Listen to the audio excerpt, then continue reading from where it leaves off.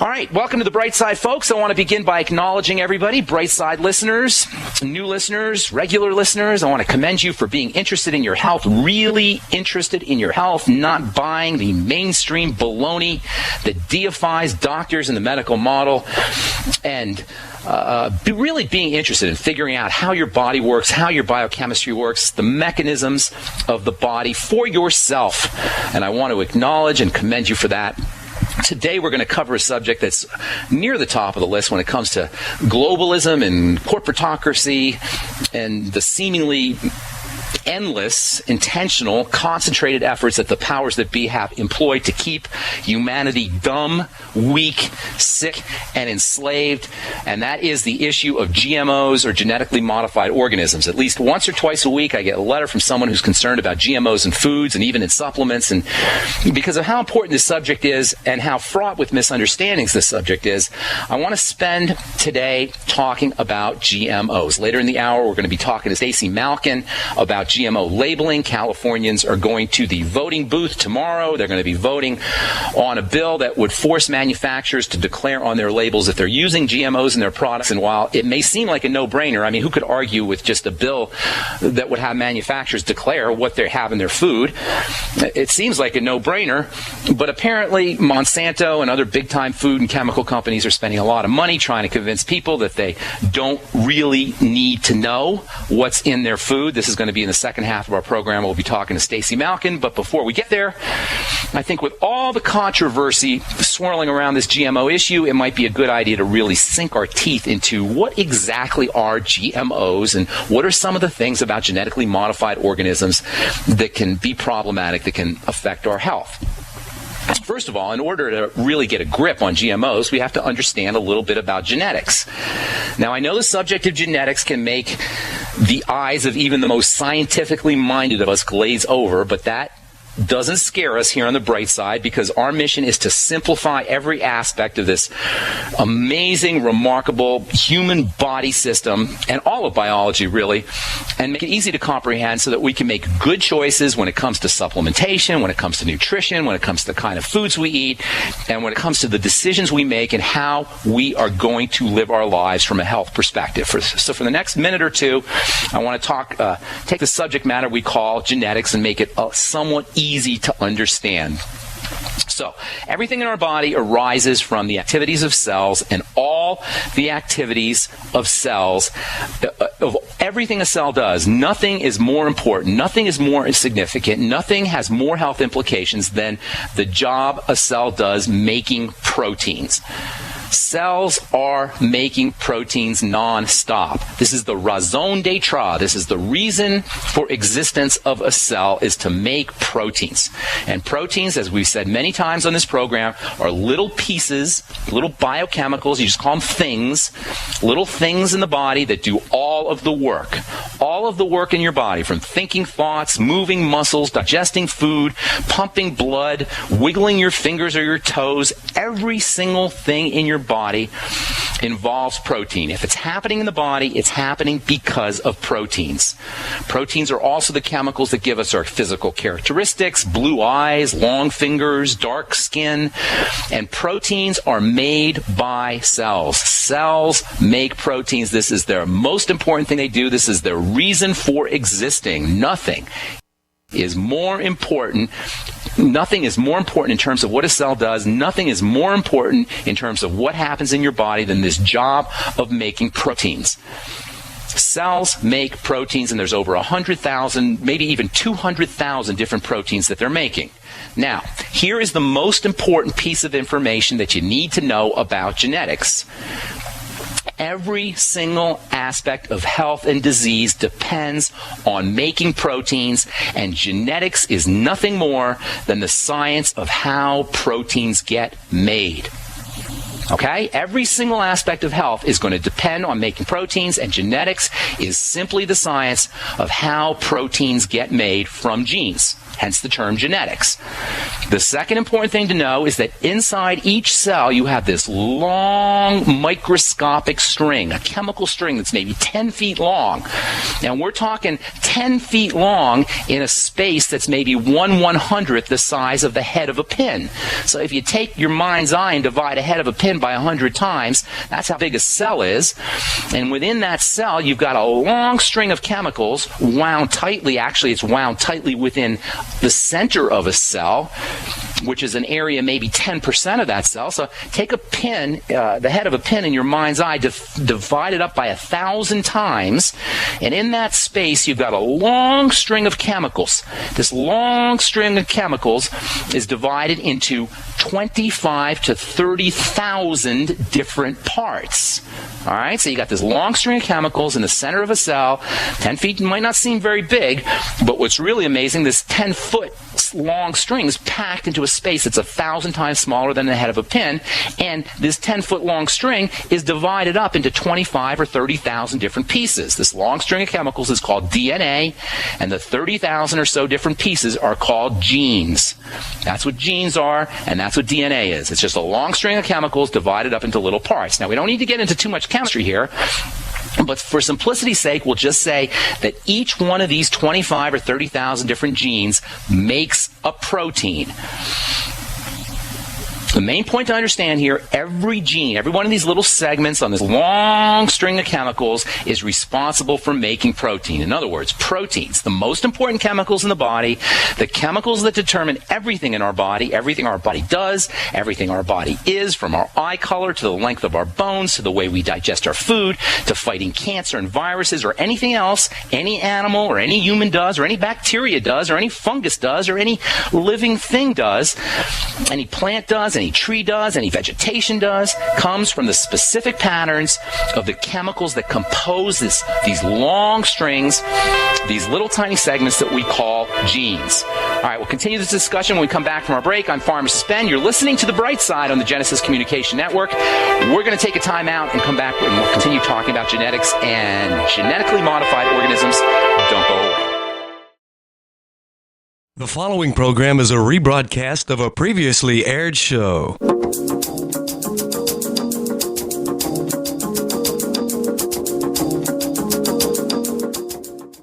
Later in the segment, later in the hour, we'll be talking to Stacy Malkin, the media director for California Right to Know, a grassroots organization that's set up to support Proposition 37 in California. Stacy will tell us all about that. But before we get to that, I want to continue talking about a little bit about genetics. GMO is a very complicated subject, this whole idea of genetics, but we're going to seek to simplify the idea because GMOs are an important health issue, and we all do have the right to know.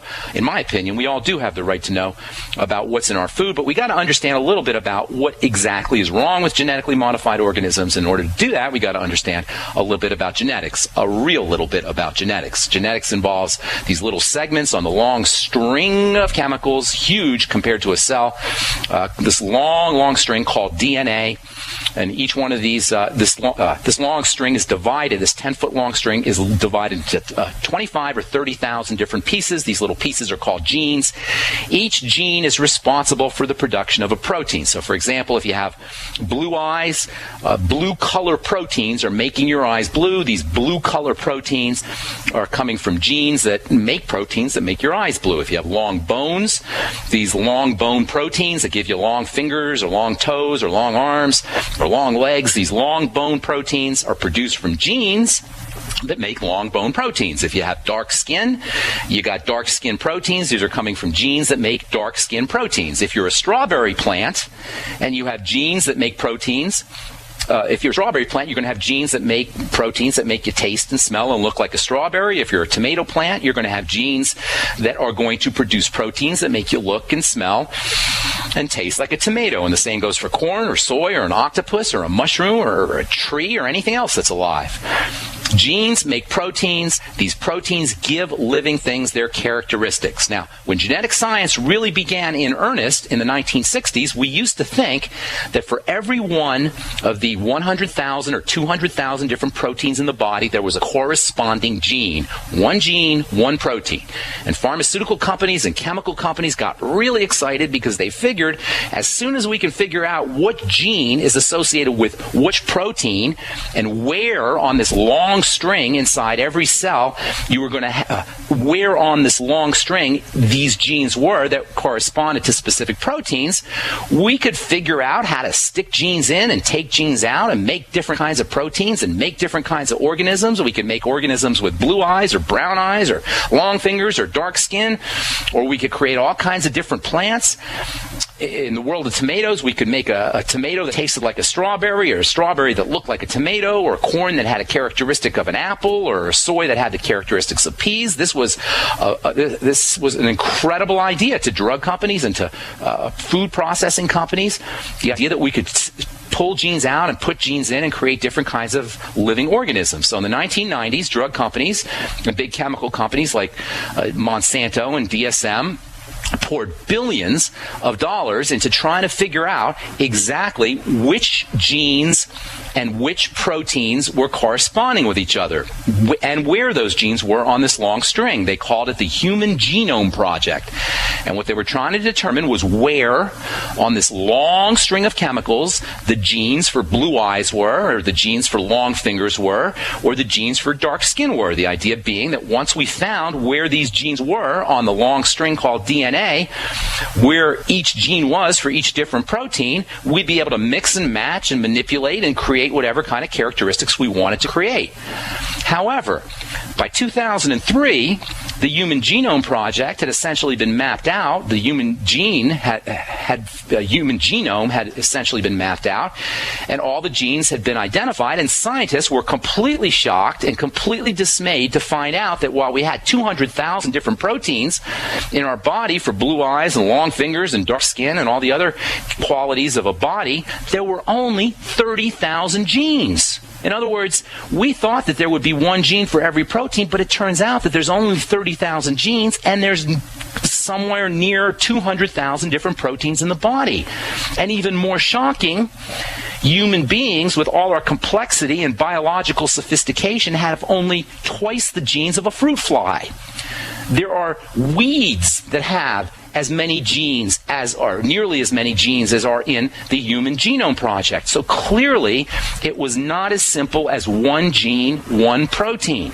In fact, as it turns out, the relationship between genes and proteins is extremely complex, and one gene can have impacts that change the shape and structure and performance and production of tens or hundreds or even thousands of different proteins. And this is the big problem with genetic modification. When you start manipulating and pulling genes out of one species and sticking them into another, you have now potentially not just changed the one protein that's associated with the gene, but you have changed potentially tens or hundreds or thousands of different proteins. No one knows. And remember, everything that makes a living being what it is proteins. So when you start yanking out genes and sticking other genes in, you have completely changed the potential, you have potentially completely changed the characteristics of this plant. And what's scarier, you may not even know. Proteins determine everything an animal or a plant is and does. Some plants make toxic poisons. So if you stick a gene in, you may accelerate the production of these toxic poisons. A gene that makes a protein that makes a soy plant taste bitter may be something that you may want to take out, but if you take it out, you may end up creating proteins that cause infertility. Or you may create proteins that cause cancer. If you say, well, I'm going to insert a gene from this orange tree that makes a protein that lowers the freezing point of the fruit, you may end up creating proteins that create an autoimmune disease. And just as dangerous and just as insidious are companies that insert genes into plants that produce proteins that are going to make the plant resistant to pesticides. Monsanto manufactures a pesticide called Roundup Ready. So they thought it would be brilliant, or it makes a pesticide called Roundup. So they thought it would be brilliant to get a gene that would make a plant more resistant to Roundup. So now farmers can spray way more Roundup pesticide on their soy and their corn and their cotton and their canola, way more pesticide than a non-genetically modified plant could ever tolerate. They call these seeds Roundup Ready. These Roundup Ready seeds allow a soy plant or a corn plant or whatever kind of plant the seed is going to make to resist pesticides. As if we weren't getting enough pesticides, now farmers can spray triple the amount of pesticides on their plant without killing the plant thanks to this genetic modification. And of course that means that you and I and our families are going to be exposed to triple the amount of Roundup. But not to worry, according to Monsanto, Roundup is completely safe. Don't worry about it. All right, we'll continue this discussion with Stacy Malkin when we come back from our break. Stacy is the media director for California Right to Know, and she's going to tell you why you need to vote if you're in California on yes on Prop 37, and why you need to know about it if you're not in California. We'll be back right after this on The Bright Side. Don't go away. We are going to continue talking a little bit about GMOs. Now we know a little bit about GMOs, a little bit about genetic modification and the problems associated with these kinds of foods. And now I'm honored to welcome to our show our next guest, She's a consumer advocate and an author, and most recently she's involved with the group California Right to Know as the media director. California Right to Know is a grassroots organization that's been set up to support the California initiative known as Prop 37 that would have food manufacturers put labels on their products informing consumers of any GMOs that were used in the production of those goods. So with that, please welcome to The Bright Side, the media director for California Right to Know, Stacy Malkin. Greetings, Stacy. Welcome to The Bright Side. How are you doing this morning? Hi, great. Thanks for having me. Thank you for being on. First of all, let me personally say I'm a big supporter of what you guys are doing. I think this is a significant issue, and I think it's something that we all need to be paying close attention to. But I want to play a little devil's advocate here and give you an opportunity to fully explain your take and the California Right to Know take on the bill that is known as Prop 37. So cutting to the chase, why does California Right to Know feel like this Prop 37 is such a big issue, and what do you want California consumers to know about the dangers and the possible impact of this proposition not passing? Well, thank you for giving us this opportunity. Prop 37 is very simple. It's about our right to know what's in the food that we're eating and feeding our families. And this is deeply personal to people. It really matters. And, that's why we've seen such a huge grassroots movement. 1 million moms, dads, and consumers got this on the ballot, and we have about 10,000 volunteers out on the streets saying, educating voters about Prop 37 and saying this is just a simple labeling law, and it gives us the right to know and choose for ourselves about the foods that we want to eat and whether we want to eat foods that come from nature or were made in the lab by companies like Monsanto and Dow. And genetic engineering has been hidden from American consumers for a long time. 61 other countries already have labeling for GMOs, and people have various concerns about GMOs, questions about health risks, links to allergies, huge increases in pesticide use, many reasons why people are concerned. But Prop 37 is just about a label, just about giving people a right to know so that we can make the choices for ourselves. So why do you think it seems such like a common sense? Information is a good thing. Like you say, most people support it. I saw statistics that say 90% plus of people are in favor of this kind of labeling. Why would there need to be a grassroots campaign given the kind of strong support that most people have for labeling and for more information?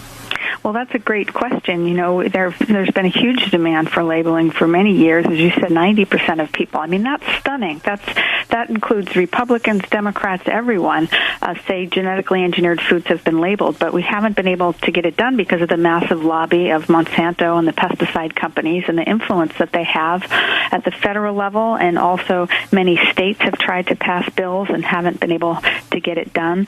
So in California, we're taking it right to the voters and, saying we're the ones who should make the decision because we're the ones buying and eating the food. So a grassroots movement really grew up around that idea, around that injustice of most consumers wanting information about something that most other countries already have and not being able to get it.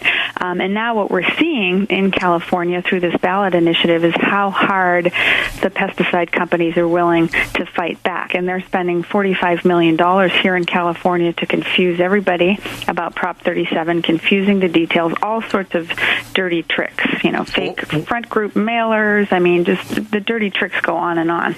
Well, you guys recently accused these guys, your opponents, of fraud. There was some kind of FDA issue. Can you explain some of that? Yeah, sure. So the complaint, we filed a complaint with the Department of Justice involving a campaign ad from our opponents that features the FDA logo and a direct quote from FDA, making it look like the agency opposes Prop 37, which it does not. And this was mailed to voters. And it's illegal to use the seal and logo of a government agency for political purposes. And with a direct quote, they never said. I mean, it's really brazen. And that complaint is being followed up on, has been referred to FDA. And it's just one, as I said, of many, many dirty tricks. I mean, we've documented that they've misrepresented leading science and academic and professional organizations. Stanford University made them take down their first ad because they had misrepresented the university, and then they continued to do it. I mean, it's just a real, very aggressive, very cynical, deceptive campaign to try to confuse voters, and all of their ads, and most people have seen their ads on TV, I'm sure, they never mention genetic engineering. They're trying to distract from the core of the issue, from what this is really about, and what it's about is providing consumers with information so we can make our own choices about what we eat. Right. It has nothing to do with whether genetic modification is a good thing or a bad thing. It's simply informing consumers. Yes. It's not even a genetic modification issue. It's an information issue, no? Exactly. Yeah, that's right. It's not a referendum, not a ban. And, as I said, many people are concerned, other people aren't, and we should just be able to make our own choices about whether we want to eat these foods. What do they say? What are the no people saying? How are they justifying a no vote? What are they telling people? They're telling people that grocery costs will go up, which is, something that there's no evidence behind. The cost didn't go up in Europe, all the other countries that have GMO labeling, and they're not going to go up here. So, those sorts of issues, they talk about, some things are exempted. Well, the exemptions are very much common sense, and they follow the rest of the GMO labeling laws around the world. But it's easy to confuse people about those issues, and that's what they've done on TV ads. And they always, like many of the campaigns against initiatives, they'll say it was written wrong, or questioning the people behind it. But it's all not true. I mean, it's hard to argue against more information. No, I mean, how can you say we want less information? You can't, and that's why we're seeing all these dirty tricks, because they know they can't win this argument on the merits of the facts. And so what do? They're lying, deceiving, tricking voters in every way they can. Is there a Republican or Democratic position on this? Is there a presidential position on this? Does it have anything to do with presidential politics? Does Romney or Obama have they taken stance on any of this stuff? Obama has, before he was president, said he supports GMO labeling and would implement that. He has not acted on that as president. But the California Democratic Party is supporting us. Senator Barbara Boxer, and many Republicans and conservatives and faith and religious groups across the state, too, while not the official Republican Party because they had too much pressure. But all the big labor groups, health, faith, consumer groups are all behind yes on 37 and saying, let's give consumers a choice. Now, what happens if you guys lose? Are you going to continue? Oh, this is not going away. This movement's not going away. We feel confident that we have an excellent chance to win. I mean, we are certainly fighting against a lot of confusion and misinformation to voters. But I think when people go to the ballot box, they're going to ultimately value their right to know what's in their food and say yes. Now, after the election, regardless of what happens, this movement continues. This is a national movement to get labeling across the country because that's what people want. And when consumers are demanding information, it's the responsibility of the producers to provide it, like they're already doing in 61 other countries. Now, you guys have gone from, I think, it's 60%, 70% support. Now it's a dead heat. I want you to talk about what's going on and what the prediction is for tomorrow when we come back from our break. Hang tight, Stacy, if that's okay. for one more segment. Thank you very much. Appreciate it. You're listening to The Bright Side on the Genesis Communication Network. I'm Pharmacist Ben. We're talking to Stacy Malkin of Yes on 37, California Right to Know. We'll be All right, we are back on The Bright Side. I'm Pharmacist Ben. Thank you for joining us. We're talking to Stacy Malkin, the media director for California Right to Know, a grassroots organization that supports the California initiative Prop 37, which is set up to have food manufacturers put labels on their products informing consumers of GMOs that were used in the production of these goods. Before we went to break, Stacy, we were talking about how it seems like a no-brainer. I don't have any idea how anybody could possibly vote no against this thing, but yet you guys are in a statistical dead heat. Why do you think advertising is such a big deal if all we're talking about here is one simple sentence on a label? Why would somebody be confused? Why would somebody even think that it's a bad idea? See what's happened here. And, the story is that we were far ahead in the polls at about 67% all through the summer, all through the fall, very consistently, and our opponents were about 23%. Well, on October 1st, the ads started to hit. And when I say hit, I mean the state was carpet bombed with ads every hour on TV all day long, sometimes 4 times an hour on every station. Wow. So people were getting inundated suddenly with messages that were not talking about genetic engineering or right to know or labeling or information. They were attacking the details of the initiative and calling it confusing. And, they were very effective. We saw after just 10 days of that, the polls had a dramatic shift. And so it is a commentary on the power of TV and the power of money in politics. And, of course, it didn't stop there. I mean, as I was saying earlier, just many, many dirty tricks have rolled out. For example, I just got a call from a woman who received a Democratic voter guide saying vote against Prop 37 and has pictures of Truman and President Kennedy and all these quotes from the Democratic Party. But it's not from the Democratic Party. The Democratic Party is supporting us.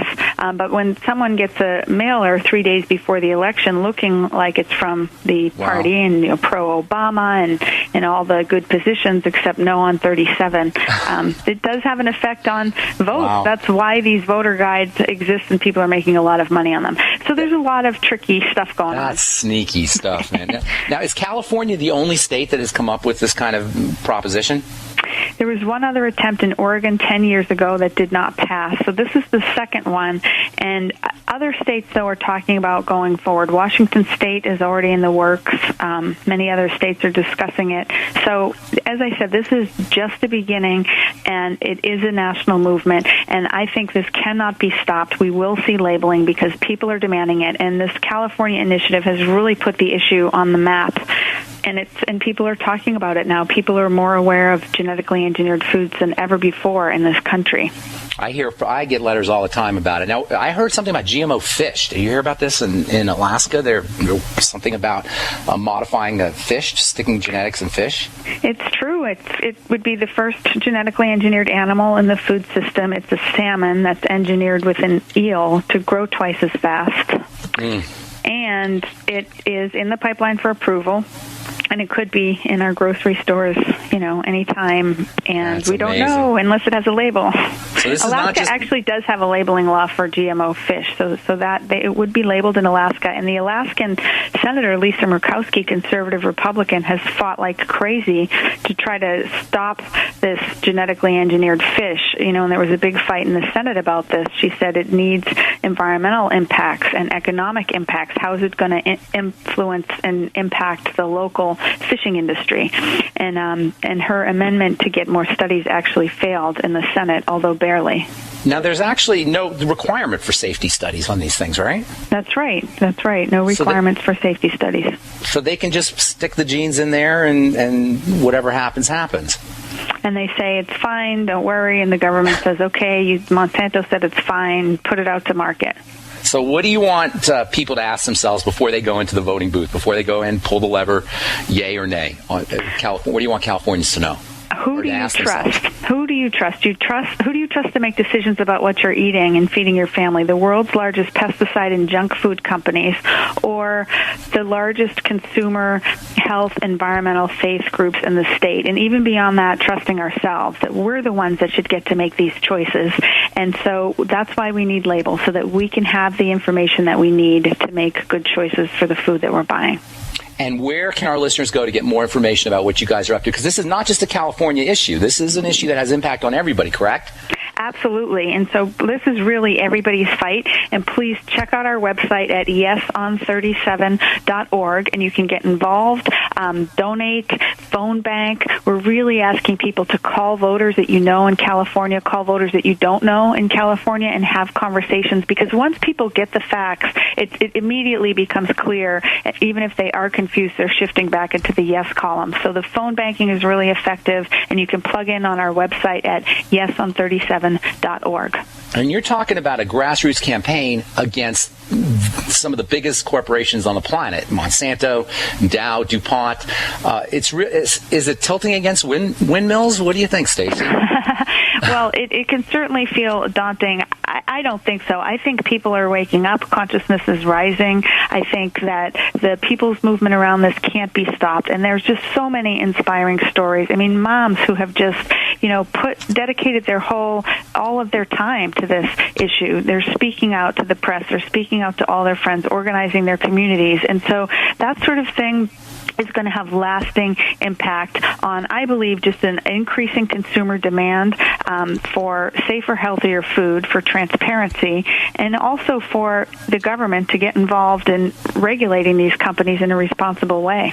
What about the idea of lawsuits? Like, this would be real expensive in terms of all the lawsuits that will be happening, and trial lawyers are going to. I read somebody saying that this is an employment contract for trial lawyers. How do you address that? Yeah, they've really gone nuts with the trial lawyer thing, and a cabal of trial lawyers are behind it, which is just ridiculous because lawyers can't make any money on this. There are no damages. It's what you'll get out of any court case is a judge telling you to label the food. Maybe you'll get back the price of the package of the food that you brought in, the $3.50 or whatever for Kellogg's cornflakes. I mean, it's also ironic that these companies are making a big deal about lawsuits when what's actually happening is Monsanto's suing farmers across the country. Because of the patent issues around GMOs. They own the patents. You can't plant seeds unless you pay them first. And so what's happening is that seeds are getting cross-contaminated, and farmers plant them, and now here's Monsanto demanding money and dragging people into court. That's crazy. Now, give our listeners a couple books that they can read when it comes to simple, easy-to-understand books when it comes to genetically engineered foods. Do you have any favorites? Books. I don't actually have any favorite books, but I can tell you there are many great organizations to check out. The Center for Food Safety is one of them, centerforfoodsafety.org. Also, Pesticide Action Network. They've done amazing work, and it's really important to look at the environmental impacts of pesticide use that's associated with genetically engineered foods. And when you look into that these foods are causing huge increases in pesticides, it's clear why the 6 largest pesticide companies are the biggest donors to the No on 37 campaign.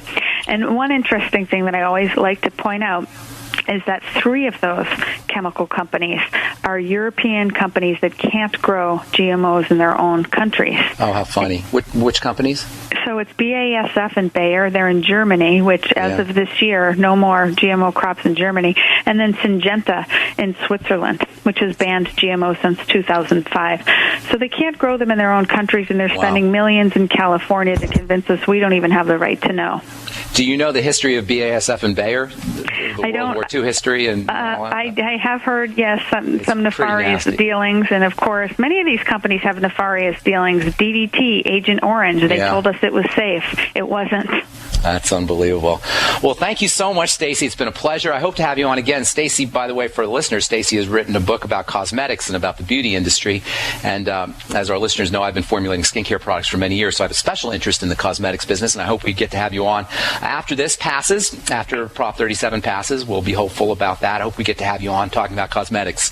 Is that all right, Stacy? Yes, I really look forward to it. Thank you so much, Stacy Malkin. We've been talking to Stacy Malkin, Media Director for California Right to Know, the grassroots organization that's dedicated to making Prop 37 37, the potential GMO labeling bill become a reality. Thank you so much. Appreciate it, Stacy, for coming on the bright side, and good luck tomorrow. We will all be watching to see what happens in California, and as Stacy said, it's not only a California issue. This is something that affects all of us. Who in their right mind could not think that it's a good idea to know what the heck is in your food? All right, that's all we have time for today. Thank you so much for listening to The Bright Side. I appreciate all you guys. Tomorrow we're going to talk about anxiety issues and mental health issues. So if you have any folks that you know, or if you're dealing with anxiety or depression or mental health issues, you're going to want to tune into The Bright Side tomorrow. Stay tuned for Alex Jones next on most of these stations. I'm Pharmacist Ben. We'll talk to you all later, folks. Bye for now.